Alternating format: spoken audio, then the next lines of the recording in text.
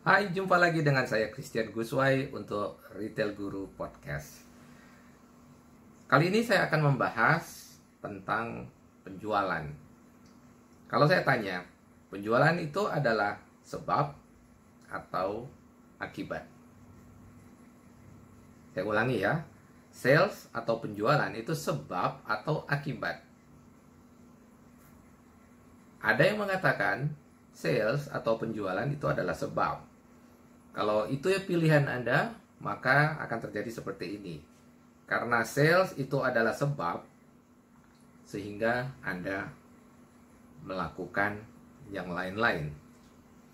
Sekarang kita balik. Sales adalah akibat.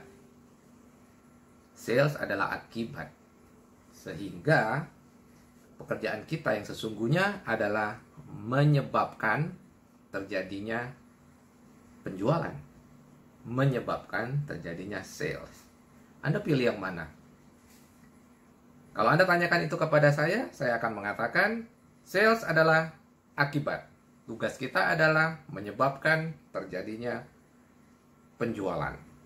Artinya, kesibukan kita seharusnya digunakan untuk menyebabkan terjadinya penjualan.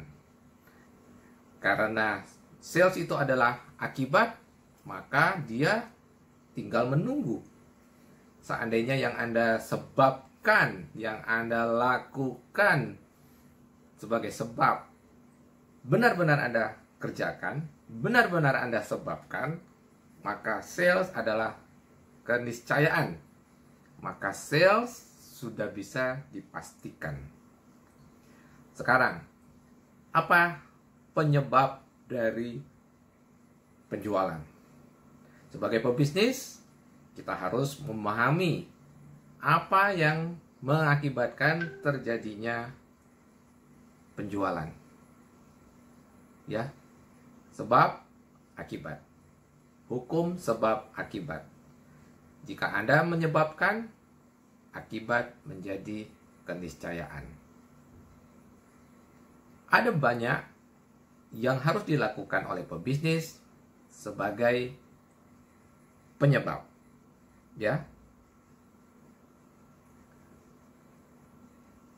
Ada yang mengatakan bahwa khususnya kita yang di bisnis retail, seringkali kita berpikir seperti ini. Yang saya tidak terlalu sepaham. Mereka mengatakan kita di bisnis retail itu sebenarnya penjualan pasif.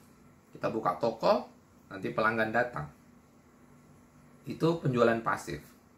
Saya menganut aliran bahwa meskipun Anda sebagai peritel, sesungguhnya kita menjual secara aktif. Ya, kita harus aktif mendatangkan pelanggan ke toko kita. Lalu apa yang menyebabkan pelanggan mau ke toko Anda? Ada banyak hal, bukan? Pertama, tentu saja mereka harus tahu keberadaan Anda. Kalau mereka tidak tahu keberadaan Anda, bagaimana mereka bisa datang? Jadi sebabkan pelanggan mengetahui keberadaan toko Anda. Disitulah peran marketing and communication. Oke? Baik, sekarang mereka sudah datang ke toko Anda. Apa yang menyebabkan mereka betah di toko Anda? Itu lagi tugas Anda. Apa yang menyebabkan terjadinya transaksi?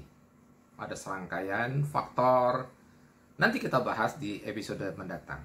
Tetapi mereka sudah datang. Apa yang menyebabkan terjadinya transaksi? Ada sederetan kegiatan. Oke?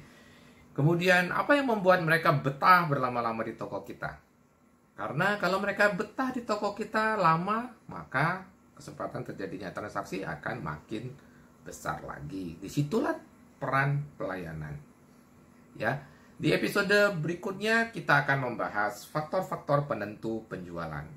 Tetapi di episode kali ini saya ingin menegaskan sales adalah akibat. Tugas kita sebagai pebisnis adalah menyebabkan terjadinya penjualan.